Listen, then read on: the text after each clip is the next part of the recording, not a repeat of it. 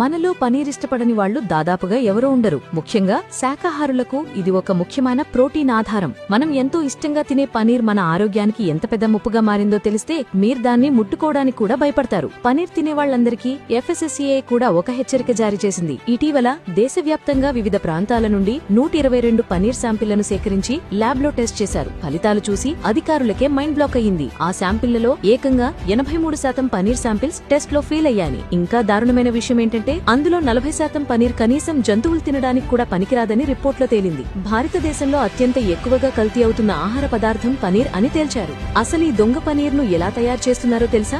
మైదా, ఆరారూట్ powder, palm oil కలిపిన నకిలీ పాలు లేదా పాల పొడి, యూరియా మరియు ప్రమాదకరమైన కెమికల్స్ అన్ని కలిపి ఈ విషాన్ని తయారు చేస్తున్నారు. ఈ పనీర్ తినడం వల్ల వచ్చే 10 సంవత్సరాలలో మన పేగులు దెబ్బతినడం, కిడ్నీలో రాళ్లు, కాలేయం పాడవడం వంటి తీవ్రమైన ఆరోగ్య సమస్యలు వస్తాయని డాక్టర్లు హెచ్చరిస్తున్నారు. అంటే ఇది మనం డబ్బులిచ్చి కొనుక్కుంటున్న జబ్బనమాట. ఈ పరిస్థితి చూశాక మనకే ఇంత భయంగా ఉంటే మన పిల్లల సంగతేంటి? ఇప్పటికైనా FSSAI అధికారులు మేల్కొని ఈ కల్తీ పనీర్ అమ్మే ప్రతి ఒక్కరిపై కఠిన చర్యలు తీసుకోవాలని, అలాగే ప్రభుత్వం ఈ నకిలీ పనీర్లు పూర్తిగా నిషేధించాలని మనం డిమాండ్ చేయాలి. ఈ ముఖ్యమైన సమాచారాన్ని మీ కుటుంబ సభ్యులకు, స్నేహితులకు వెంటనే షేర్ చేయండి. కల్తీ లేని ఆహారం తినడం మన హక్కు. దానికోసం మనం పోరాడదాం.